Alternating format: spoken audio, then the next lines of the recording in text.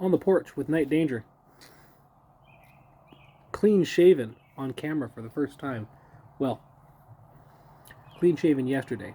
We're a little scratchy this afternoon, but you will forgive me.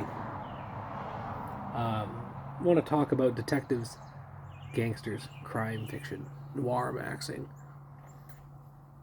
At the end of the last video, I mentioned how something had come to me, an idea. It struck me right as I was saying goodbye, and that it would motivate a third video. And I want to talk a little bit about that right now. Something that came up a lot when I was talking on Twitter about investigative games, crime games, low prep, that sort of thing. People immediately defaulted to the Bro SR answers. Well, just have the players play the gang factions and then investigate the results of that faction activity. And this sounds cool. It really does. But running the faction game in my fantasy D&D game these last couple weeks has me skeptical.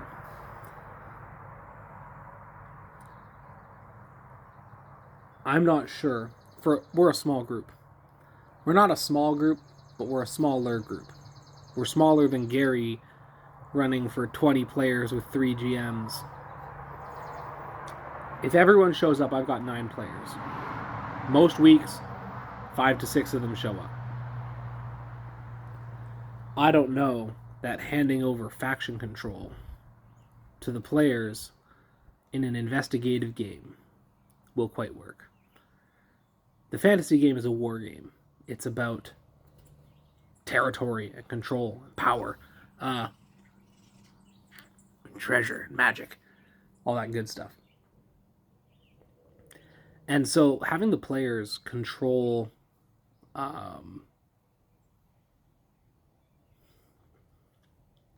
orcs or the evil wizard. And so I have a player who's controlling a villainous faction, but then on Wednesdays he shows up and he plays his character, and he'll often act against his own faction. That sort of separation makes sense in the war game. Whose side am I on right now when I show up to play?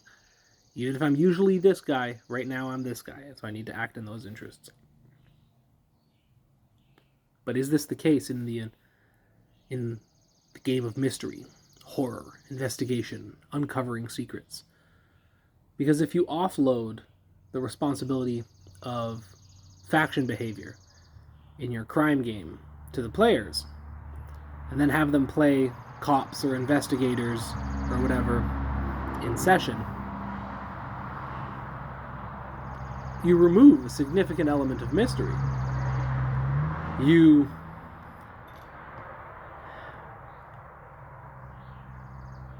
create a situation where at any given crime scene, one player has to pretend he doesn't know the answer. And I don't know how I feel about that. The solution to me, I think, is the city-state of the Invincible Overlord. There's an article shared by Alexander Macris this week.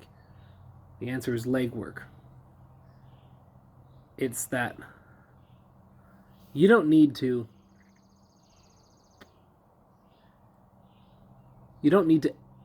have a player control every faction in the city, because that's a lot of players that most people don't have access to.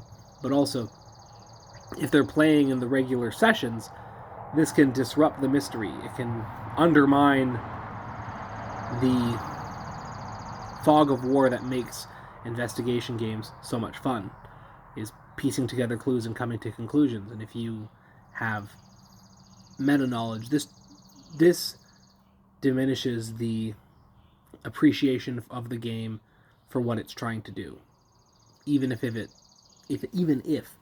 it minimizes cognitive load for the DM.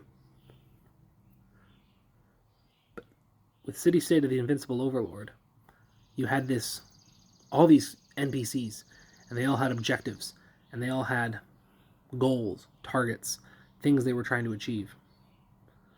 And it was just comprehensive. It was a lot of work. It was a lot of prep. Maybe, just maybe, the solution to the investigative game is not trying to offload prep onto player factions. Maybe it is to develop a procedure that allows for the automation of reasonable faction behavior. Still reduces the GM cognitive load of making everything up, but preserves the fog of war for the players. Keeps information out of their hands until they find it in play. This seems to be only possible by a lot of work that most RPG designers, GMs, writers, whatever, are too lazy to do, myself included. The answer is not necessarily another random encounter table. The answer may possibly lie in just doing your homework and devising a system that makes that homework easy and intuitive to do, to produce internally consistent, actionable behavior at the table.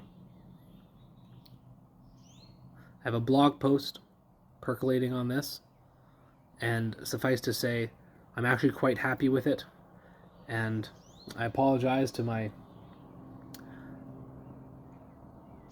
various internet friends, but most importantly, I apologize to Jeffro.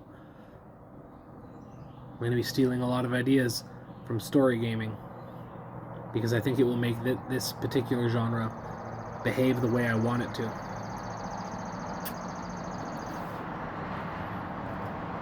This has been Night Danger, chasing the dragon of mystery, thriller, detective games, on his porch, as always, with his best buddy, Watson. Hey. Hey! Hey! Look, say hello to the people. Oh, he's so lazy. He won't even look at you. But this is all right. I'm signing off. Adios, farewell, adieu. There's more to come.